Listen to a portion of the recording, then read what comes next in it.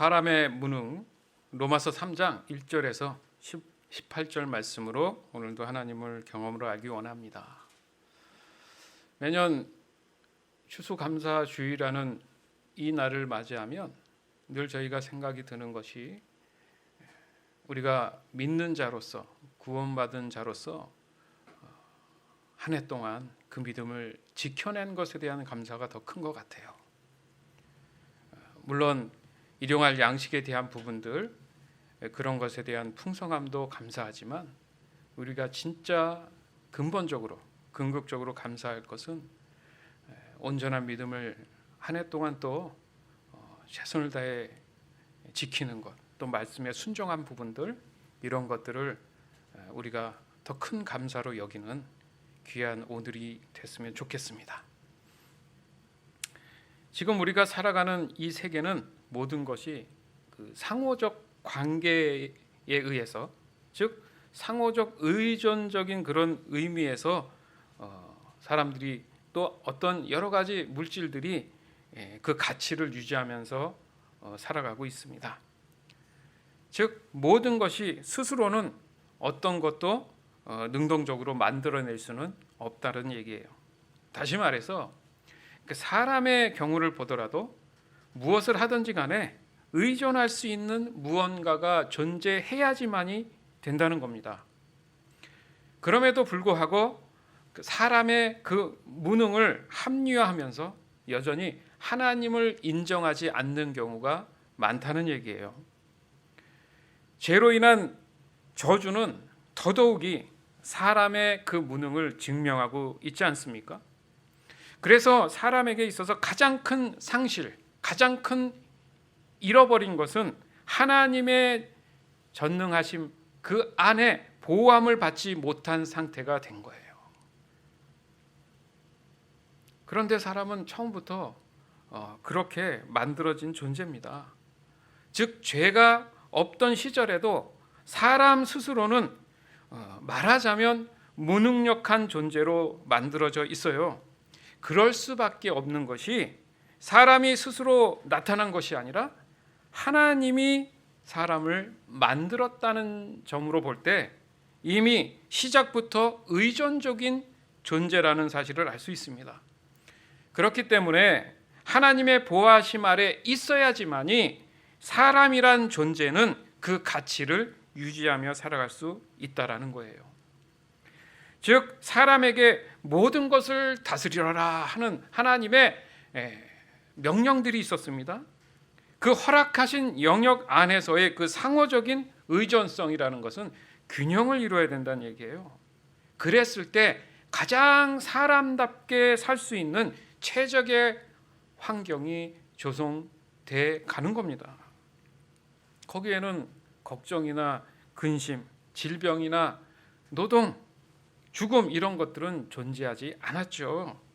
영원히 하나님의 사랑 안에서 늘 행복을 누리면서 살 수 있었던 그런 상태였다는 얘기예요. 그러나 사람이 가장 의존해야 할 하나님을 죄로 인해서 더 이상은 의존할 수 없는 결과를 가지고 왔다는 겁니다. 이것은 가장 위험한 능동적 자유의지를 말하는 거예요. 즉 자신 스스로가 하나님이 될 수 있다라는 그 어리석은 교만으로 인해서 모든 걸 다 망쳐놨다는 겁니다. 이건 정말 단순한 슬픔이 아니에요. 단순한 가슴 아픔이 아니에요. 이건 어떻게든 복구할 수 없는 정말 쓰라린 회복이 어려운 그런 상태라는 겁니다. 너무너무 심각한 문제죠. 죄된 사람들은 전적인 하나님에 대한 의존은 외면하면서 여전히 스스로 유능하다고 자부하고 있습니다. 그 결과 어떻습니까? 많이 가진 사람들, 머리가 좋은 사람들, 특히 권력을 가진 사람들이 마치 자신들이 스스로의 어떤 신이 된 것처럼 정치나 경제나 언론이나 문화할 것 없이 모든 것을 여러분 어찌 보면 장악하고 있어요. 그래서 사람들에게 어떤 것이든 좋은 것이라고 얘기하지만 그 포장하에 많은 사람들이 그 속 안에 들어가야지만이 내가 살 수 있다라는 생각 때문에 안간힘을 다해서 그 안에 들어가려고 한다는 거죠. 그러나 거기에는 낙심되고 또 배신이 있고 실망이 있고 등등 결국 극단적인 그런 선택들도 하는 경우도 있다는 거예요. 여러분, 사람들이 말하는 전쟁, 이 전쟁은 과연 누구를 위한 겁니까? 나라를 위해 이 전쟁이 존재하고 있다면 그것을 위해 죽은 사람들은 어떤 가치와 어떤 의미가 있습니까? 어떻게 생각해 보면 어떤 정치 집단이나 한 사람의 어떤 통수권자를 위한 것처럼 보일 수도 있다는 얘기예요. 왜 그렇습니까?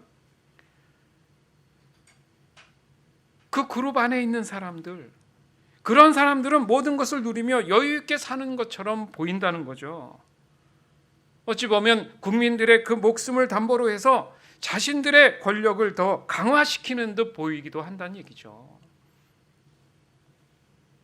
법을 더욱 잘 수호해야 할 사람들, 그리고 그 법을 공정하게 집행해야 될 그 위치에 있는 사람들에도 불구하고 그 법을 도리어 이용해서 자신들의 배만 채워나가는 그런 모습들 우린 신물나게 많이 보고 있습니다. 온갖 비리와 탈세와 부정을 저지르지만 자신들끼리는 그것을 눈감아 준다는 거예요. 여러분, 확실한 것은 권력 남용은 민주주의가 아닙니다. 하지만 온전한 민주주의가 과연 존재하고 있을까? 이런 생각도 좀 들어요. 법치국가, 법이 위에 있어서 많은 사람들로 하여금 안정을 찾게 해주는 것인데 과연 그런 모습 속에서 우리가 자유를, 진정한 참 자유를 누리면서 살아가고 있는가? 다시 한번 돌아보게 됩니다. 지금 뉴스에는 적어도 1분에 1명꼴로 이 바이러스를 통해서 소중한 생명들이 죽어간다고 얘기합니다. 여러분 생각해 보세요. 생명은 소중한 겁니다. 어떤 집단의 유익을 위해서 죽어가는 그 한 사람의 소중한 생명이 별거 아닐 수 있다라고 말하기에는 어찌됐든 어떻게든 그 결과가 그렇게 나오던 간에 한 생명은 소중한 거예요. 그러면 그 단 한 생명을 위해서 어떻게 할지 고민한 것 또한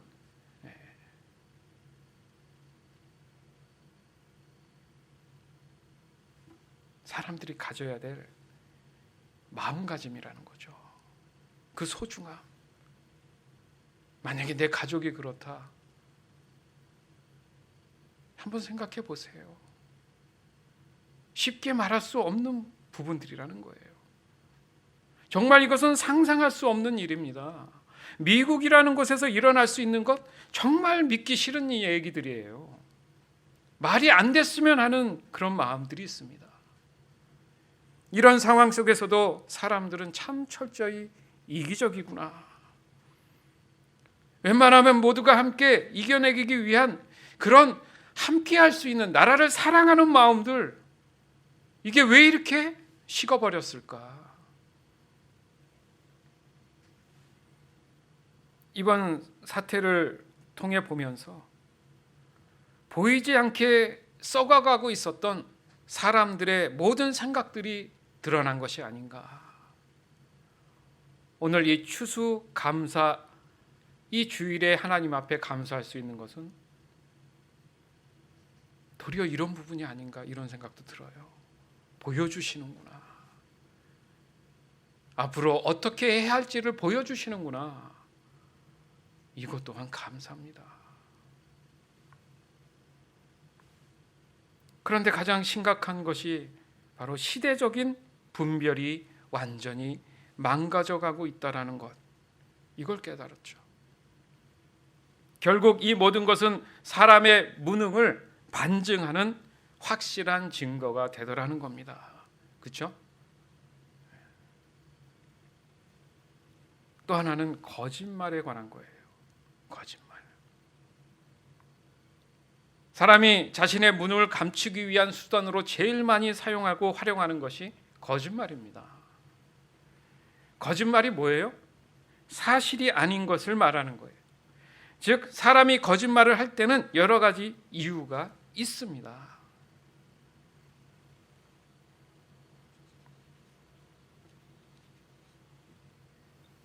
거짓말을 하는 이유, 두려움 때문에. 동서고금을 막론하고 정직함은 미덕이지만 선의의 거짓말이든 의도가 없든 사람은 거짓말을 한다. 매일 여러 가지 거짓말을 하는데 그중 대표적인 이유는 두려움 때문이다. 두려움의 대상 때문에 거짓말하는데 가장 일반적인 사례로는 아이들이 벌을 피하고자 거짓말을 하는 것을 들 수 있다. 위험에 처할지도 모른다고 생각하는 상황에서 자신을 보호하려는 욕구가 자연스러운 것이다. 아이들의 경우 부모가 내리는 벌을 피하고 싶어 거짓말을 할 수 있다. 체면을 지키기 위해. 사람들은 체면을 지키거나 자신의 이미지를 보호하기 위해 거짓말을 한다. 즉, 주위 사람들이 자신에 대해 가지고 있는 이미지를 보호하기 위해 거짓말을 하는 것이다. 이미지 관리에 매여 있는 현대인들은 타인이 자신을 가능한 한 최고로 봐주길 원하기 때문에 거짓말한다. 보호하기 위해. 사람들은 무엇인가 보호하기 때문에 거짓말을 한다. 예를 들어 자신이 중요하게 생각하는 사람의 배우자가 바람을 피우고 있다는 것을 알게 된 경우 그들의 관계가 깨어지지 않게 하려고 거짓말을 한다. 혹은 친구의 감정을 다치지 않게 하려고 거짓말하기도 한다. 명성을 높이기 위해. 주위 사람이나 자신이 속한 사회에 인상을 씹어주고 싶다는 일반적인 형태의 거짓말이다. 예를 들어 구직자가 면접관에게 하는 거짓말이 대표적이다. 순전히 자신의 이해에 따라 행하는 것이며 자신만이 거짓말의 유일한 수혜자가 된다. 생략으로 인한 거짓말. 최근 몇 년 동안 이 같은 형태의 거짓말은 업계에서도 볼 수 있었다. 세일즈맨이 의도적으로 특정한 사실을 말하지 않아 오해하도록 만드는 것이다. 특정 정보를 제공하지 않는 이런 거짓말은 많은 사람이 흔하게 하고 이를 활용하지만 대중과 소비자를 기만하는 행위다. 그런데 재밌는 사실은 이 거짓말들이 먹힌다는 거죠. 그렇죠? 그래서 거짓말이 도리어 자신의 어떤 유익이나 수혜를 받는데 도움을 준다는 의미에서 거짓말을 많이 이제 합리화시킨다는 거예요. 거짓은 사람이 자신의 무능을 숨기기 위한 거다. 그러니까 그에 따르는 범죄들이 너무 많이 생기고 있지 않습니까? 이것은 속이는 것에서부터 출발했기 때문에 그런 거예요. 그러니까 거짓말을 해도 된다는 생각이 이미 자리 잡혀 있습니다. 대놓고 뻔한 거짓말을 하면서도 그 사람은 진지한 거예요. 이제 심지어 그것을 심리학적으로 니플리 증후군이라고도 하지 않습니까? 그러니까 아담이 하나님의 말씀에 불순종한 것이 바로 자신 스스로 하나님이 될 수 있다라는 교만에서 시작했다. 우리 자주 그 얘기를 했죠. 그러나 하나님이 말씀하신 그대로 아담은 자신의 무능력함을 경험으로 알게 된 게 지금 문제인 거예요. 몰랐어요, 그 전에. 절대 먹지 마라 했는데 먹고 나니까 자신이 무능력하다는 걸 경험으로 알게 된 겁니다. 그러면서 첫 번째 한 행동이 숨기는 거였어요. 자신을 속이는 거였어요. 즉 자신의 속마음을 들키지 않기 위해서 다른 것에 그 원인을 넘기는 일을 시작한 겁니다. 무슨 말이냐면 하나님은 아담이 자신이 얼마나 무능력한지를 스스로 확인하는 것이 아담 자신에게 고통, 정말 심각한 고통을 주는 것임을 알기 원치 않으셨다는 얘기죠. 하나님이. 이거를 알면 안 되는데. 그래서 선악을 알게 하는 나무의 실과 그 열매를 먹는 순간 눈이 밝아진다라고 하신 말씀이 그 의미인 거예요. 눈이 밝아진다. 내가 하나님이 될 수 없는 건 당연하지만 나는 아무것도 할 수 없는 사람이구나. 이걸 알게 된 거예요. 즉 사람은 애써 자신이 무능력하다고 스스로 확인할 필요가 없었다라는 거죠. 사람에게 별 도움이 되는 그런 일이 아니었다는 얘기예요.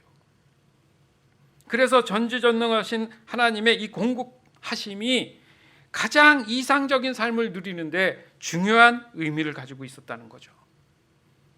그렇지 않습니까? 살아감에 있어서 하나님을 의지하는 일이 하나님의 공급함을 100% 받는 완벽한 길이었음에도 불구하고 그것을 굳이 망칠 필요가 있었느냐, 그 얘기입니다. 그 결과 어떻습니까?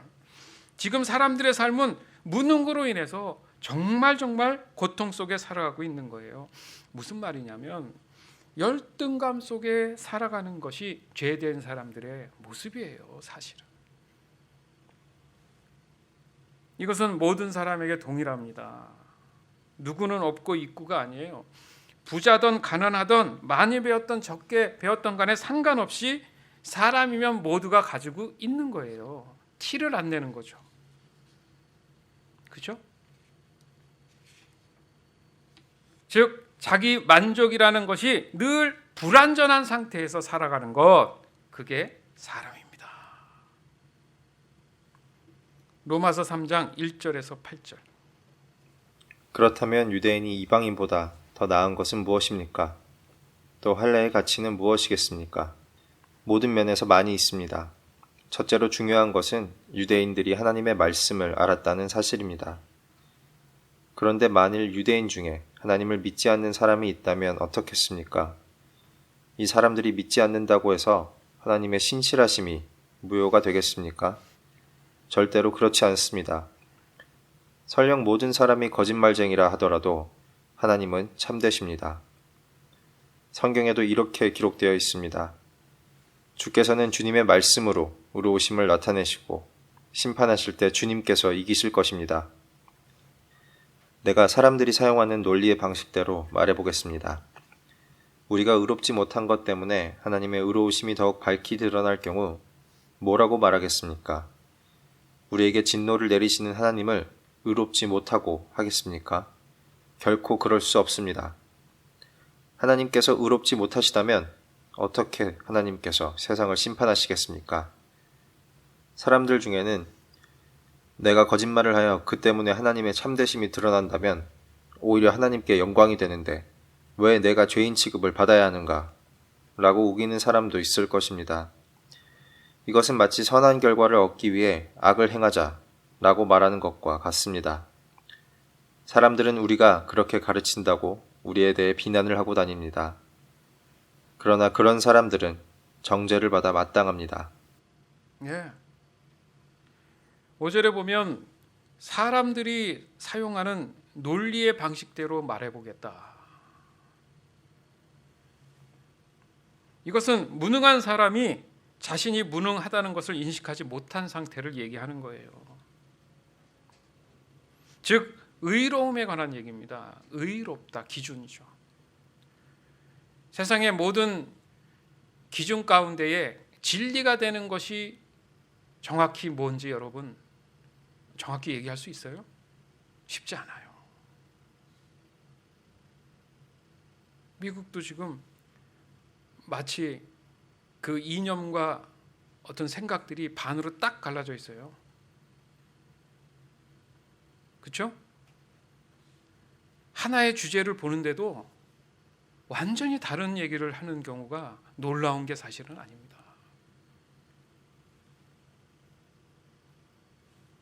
바로 의로움에 대한 부분이 불완전하기 때문에 그래요. 그 의로움을 어디서 찾을 수 있는가? 하나님이십니다. 하나님만이 의로우실 수 있는 거예요. 그 진리를 우리가 깨닫는 거, 이게 가장 지금 중요한 문제인 겁니다. 그래서 사람을 만드신 거예요. 그러니까 쉽게 얘기해서 사람이 하나님을 만든 게 아니란 얘기잖아요. 그렇죠? 그러나 사람 생각에 착각이 든 것이 스스로 하나님을 자신들이 만들 수 있다라는 그 위험한 발상을 한 게 문제라는 거죠. 분명히 서두에도 말씀드렸지만 사람은 의존적일 수밖에 없어요. 그죠? 그럼에도 불구하고 착각을 하며 살아가고 있었다는 얘기입니다. 그 말씀하시잖아요. 내가 거짓말을 하여 그 때문에 하나님이 참으심을 드러난다면 오히려 하나님께 영광이 되지 않습니까? 그런데 왜 내가 죄인 취급을 받습니까? 이 말이 맞다고, 이게 정확한 논리고 진리가 된다고 얘기하는 사람이 있어요. 그런데 오늘 말씀에 보니까 우기는 사람이다 이렇게 표현해요. 왜 그렇습니까? 선한 결과를 얻기 위해서 악을 행하자란 말과 뭐가 다르냐? 그렇잖아요. 도둑질을 해서라도 그 물건을 불쌍한 사람한테 준다? 그런 말과 뭐가 다릅니까? 사람의 무능은 스스로 뻔뻔하게 그렇게 만들어 가는 거예요. 자신의 거짓말이 도리어 하나님이 참이라는 것을 확인해 준다는 이 논리가 바로 자신이 하나님을 인정하는 것이 아니냐고 우기는 그 자체가 바로 무능함을 인정하지 않으려는 거죠.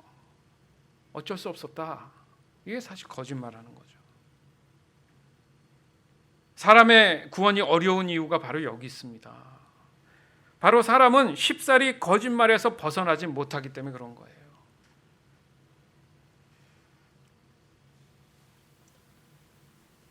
충동적인 거짓말은 습관. 병적인 거짓말쟁이와 충동적인 거짓말쟁이 간에는 차이가 있다. 충동적인 거짓말은 거짓말하는 것을 통제할 수 없는 습관이다. 이 습관을 지닌 사람들은 진실을 이야기할 때 편안함을 느끼지 못해 거짓말을 한다. 그러나 병적인 거짓말은 상황마다 정확한 동기가 있다. 사람들은 습관으로 인해 또는 어쩔 수 없이 거짓말을 한다. 상습적인 거짓말쟁이는 언제 어느 상황에서든 거짓말을 하는 습관이 있다. 청소년기에 걸릴 수 있는 일종의 질환이며 상습적 거짓말쟁이는 진실을 말하는 데 어려움을 느낀다. 병적 거짓말쟁이. 공감을 이해하지 못하는 사람들이 있다. 이들은 자기중심적이며 타인의 감정을 중요하게 생각하지 않는다. 진실을 이야기하지 못하며 양심의 가책을 받지 않는다. 거짓말이 시작되면 피해자들은 속고 왜곡된 진실이 무엇이든 그것을 믿기 시작한다. 이러한 유형의 관계는 병적 거짓말쟁이들이 상대방을 주도하는 억제된 권력 시스템을 갖게 된다고 공감의 생존 가이드의 저자 주디스 올로프는 말했다. 일방이 다른 일방에게 진실을 말하고 서로 신뢰할 때 관계에 힘이 생긴다. 병적 거짓말쟁이와 함께 있다면 그들을 신뢰할 수 없다고 올로프는 말했다. 병적 거짓말쟁이는 도덕성이 결핍돼 있어 자신의 삶을 믿을 수 없다. 미안하다는 말조차도 하지 않는다라고 그녀는 덧붙였다. 병적 거짓말쟁이와의 관계를 끊는 유일한 방법은 내 잘못이 아니다. 그 말은 나에게 진실처럼 들리지 않는다. 나는 당신을 신뢰할 수 없다. 라고 강력하게 말하는 것이라고 올로프는 말했다. 거짓말을 중단하는 가장 효과적인 방법은 거짓말에 변명하지 않는 것이다. 거짓말은 거짓말일 뿐이다. 상대방에게 거짓말을 한다면 상대방은 당신에게 잘못됐다고 말할 것이다. 그렇다면 무엇인가 대단히 잘못됐다는 것을 알아야 한다고 올로프는 설명했다. 네. 병적 거짓말쟁이. 요즘 이 말이 상당히 많이 와닿는 것 같습니다. 사실 사람에게 있어서 가장 큰 거짓말이 뭘까? 그건요, 하나님은 존재하지 않는다 라고 말하는 겁니다. 죄 중에서 가장 큰 죄라고 얘기할 수 있어요. 말하자면 살아있는 사람이 그 사람 눈앞에 있는데도 불구하고 그 사람은 존재하지 않는다고 말하는 것과 같습니다. 한번 생각해 보세요. 이런 경우 있잖아요. 이렇게 어떤 모임이나 이런 데 보면 어떤 사람을 투명인간 취급한다. 그런 거 있죠. 왜? 가치 있는데 그 소외당하는 사람들 경우 그런데 만약에 그게 내 자신이라고 생각해 보세요. 뭐 수천 명이 눈앞에 같이 있으면서도 모든 사람이 이 사람을 투명인가 취급한다. 기분이 어떨까? 한번 생각해 보세요. 하나님은 우리를 창조하신 분이고요. 가장 의로우신 분이고 모든 것을 주관하시고 모든 것을 인도하시고 공급하시는 분이십니다. 라는 얘기는 뭐예요? 실존하신다는 거잖아요. 단지 하나님은 영이시니까 우리가 믿음을 가지고 하나님을 인정하고 받아들이는 부분들. 그런데 사람들은 보이지 않는다는 이유로 하나님을 투명 인간처럼 대하는 경우가 지금 심각해져 있다는 얘기예요. 이 구원이라는 조건은 내 스스로의 무능한 것을 진심으로 인정하는 거다. 이거 얘기하잖아요. 그죠? 그게 뭡니까? 하나님은 살아계신다. 이걸 인정한다는 얘기잖아요. 왜요? 살아계신다 이 얘기는 뭐예요? 나의 무능을 인정한다는 거죠. 나는 하나님 없이 살 수 있다가 아니잖아요. 지금. 하나님이 있어야지만이 나는 사람답게 살 수 있다. 이거거든요. 즉, 그 무능은 곧 죄로 인한 싹스로 살아가는 자기 자신을 인정하는 것에 대한 얘기입니다. 내가 어디서부터 왔는가? 죄로부터. 그래서 나의 무능함이 결국 나를 구원할 수 없다. 상대방도 구원할 수 없다. 결국 나는 죽어야 된다. 그렇죠? 사람의 인생이 그렇잖아요. 무능하니까 사람이 사람을 구원할 수 없는 것처럼, 내가 나를 구원할 수 없는 것처럼. 더 중요한 게 있습니다. 그렇기 때문에 예수님이 오셨는데 예수님이 하신 말씀이 그래요. 내가 온 목적은 너희를 심판하러 온 것이 아니라 잃어버린 내 양을 찾으러 왔다. 왜 이렇게 양으로 비유하셨을까? 이사야서 53장 6절. 우리는 모두 양처럼 흩어져 제갈 길로 갔으나 여호와께서 우리의 모든 죄짐을 그에게 지게 하셨다. 아멘. 그러니까 내 양이라고 표현하신 것은 애시당초 사람들은 예수님의 사람들이었잖아요. 그죠? 그런데 공백이 생긴 거란 말이죠. 그렇지 않습니까? 좀 더 쉽게 말하면 성경에서 말하는 대부분의 양들은 목자가 있단 말이죠. 그래서 그 목자를 따라서 무리를 이루면서 움직이고 살아갔단 말이에요. 그런데 어느 날 목자가 없어진 겁니다. 그런 상태가 되다 보니까 양들이 우왕좌왕 모두 흩어져 버린 거예요. 그 원인과 이유가 목자에게 있는 것이 아니라 양들로, 즉 사람의 죄로 인해서 목자와 더 이상 함께할 수 없는 그런 관계가 됐다는 얘기죠. 즉 양들은 목자에 의해서 살아갈 수 있었지만 스스로 살아가는 것에 대한 살아가지 못하는 그런 무능한 상태가 되었다는 얘기죠. 하지만 사람의 죄를 예수님이 마치 흠없는 양이 돼서, 이제 아시겠죠? 왜 양으로 표현하셨는지. 예수님이 동일한 양이 됐지만 그 양들은 죄된 상태로 지금 버려졌고 무능한 상태지만 깨끗한 원래의 모습의 양의 모습, 사람의 모습으로 오셔서 그들의 죄값을 대신 치러주는 그런 역할로 해서 목자, 곧 예수 그리스도와 사람의 관계, 더 나아가선 하나님과의 관계를 회복시켜주는 일을 하셨다. 이겁니다. 그게 구원의 기본적인 원리란 말이죠. 로마서 3장 9절에서 18절. 그렇다면 과연 우리 유대인들에게 이방인들보다 나은 것이 있습니까? 전혀 없습니다. 이미 말했듯이 유대인이나 이방인들이나 모두가 죄 아래 있습니다. 성경에 이렇게 기록되어 있습니다. 의인은 한 사람도 없다. 깨닫는 사람도 없고 하나님을 찾는 사람도 없다. 모두가 곁길로 나가 하나같이 쓸모없게 되었다. 선한 일을 행하는 사람은 단 한 사람도 없다. 그들의 목구멍은 열린 무덤이고 혀로는 사람을 속인다. 그들의 입술에는 독사의 독이 있다. 그들의 입은 저주와 독솔로 가득 찼다. 그들은 사람을 죽이려고 바쁘게 움직이며 그들이 가는 곳마다 멸망과 비참함이 있다. 그들은 평화의 길을 알지 못한다. 그들의 눈에는 하나님을 두려워하는 것이 없다. 예, 사람들의 모습에 대한 설명이 너무 현실적이지 않습니까? 특별히 생각나는 한 사람도 있고요. 그 원인이 어디 있다고요? 그들의 눈에는 하나님을 두려워하는 것이 없다. 그러니까 하나님을 인식하지 않으니까, 대상이 느껴지지 않으니까 자기가 잘못해도 두려움이 없다는 거죠. 나중에 감당하지 못할 심판이 옴에도 불구하고 그걸 감지하지 못한다는 얘기예요. 죄라는 게 그런 거예요. 즉 전능하신 하나님의 그 의로우심을 인식하지 못한 상태에서 자신들의 그 무능을 감추고 거짓말로 해서 자신들의 이기심만을 채우려는 자기 중심적인 삶을 살아가는 매우 일반적인 죄인의 모습 그대로를 지금 표현하고 있는 거예요. 자신이 살아남기 위해서 철저히 이기적이어야 한다는 거죠. 그 자체가 자신이 무능하다는 것을 인정하는 겁니다, 사실은. 그렇지 않으면 혼자, 그렇죠? 상호적 관계, 의존적 이런 거 필요 없이, 쉽게 얘기해서 도구도 필요 없고 하나님처럼 말 한마디로 필요한 것들을 얘기하면 다 나타나야 되고 그러면 되잖아요. 맞지 않습니까?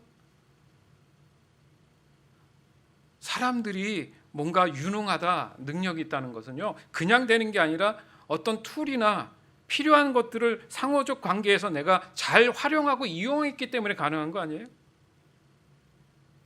하나님이 의롭다는 것은 그런 게 다 필요 없습니다.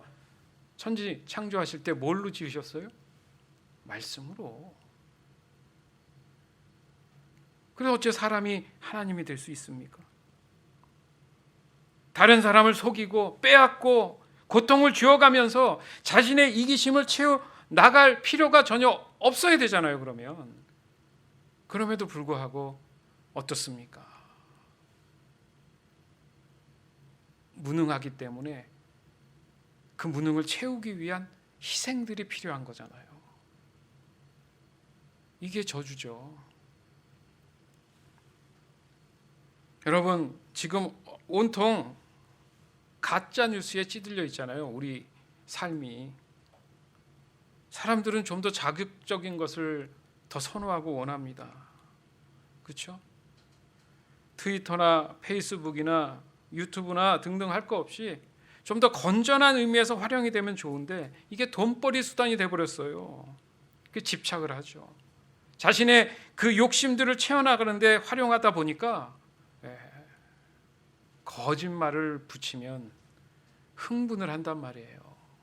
없는 사실들을 유포하면 단 한 사람이라도 클릭을 해서 조회수가 높아진단 말이죠. 그러니까 그 진실이 뭔지가 중요한 게 아니에요, 지금. 맞죠? 그런 시대에 우리 살고 있어요, 여러분. 그러다 보니까 혼란하고 또 갈등들이 일어나고 적대감이 생기고 이런 것들이 더 심화되고 있는 상태입니다, 여러분.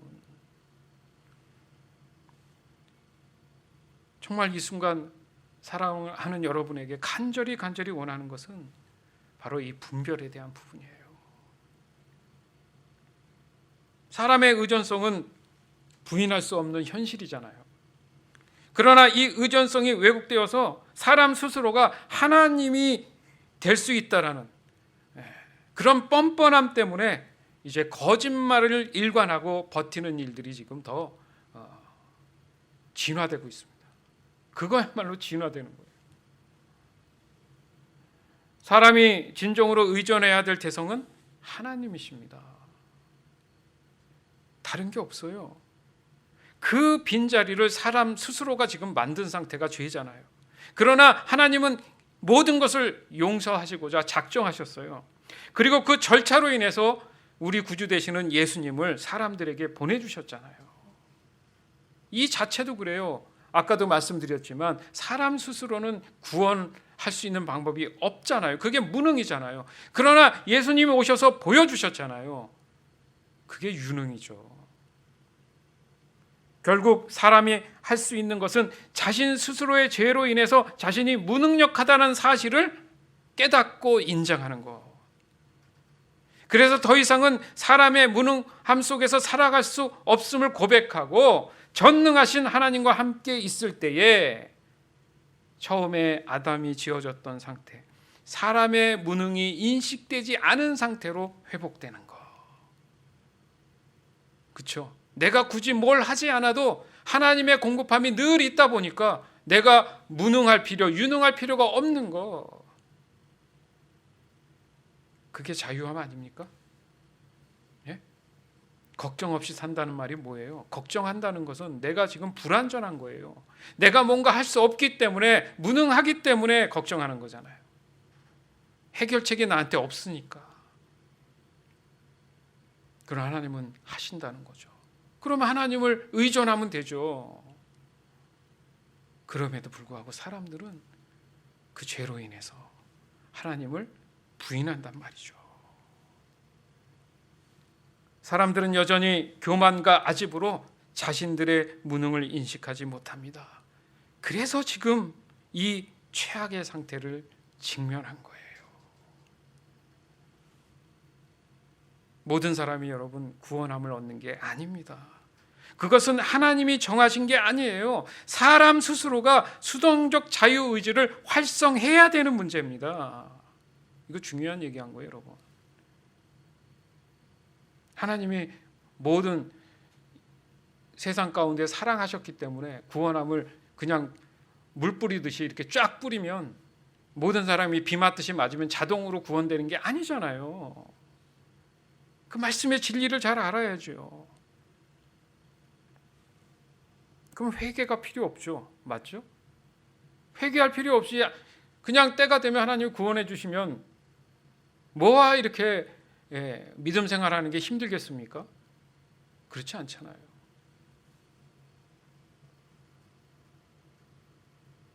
지금 나는 어떤가? 지금 나는 어떤 모습으로 살아가고 있는가?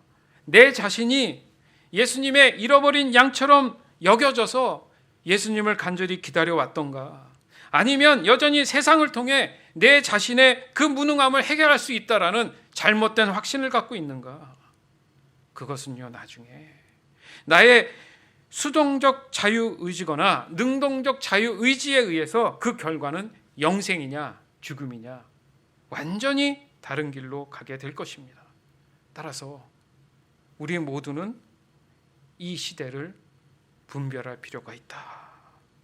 거짓과 가짜와 진리와 진리를 분별할 수 있도록 더욱 하나님의 말씀을 의지해야 된다. 이것만이 살 길이다. 이거 예수님 말씀하신 거예요. 여기에 구세주가 왔다, 저기에 구세주가 왔다. 기웃기웃하지 마라. 쫓아다니지 마라. 하나님과의 그 친밀한 관계 속에서 진리를 붙잡고 흔들림 없이 살아가는 것, 왜 그렇게 미리 말씀하셨을까?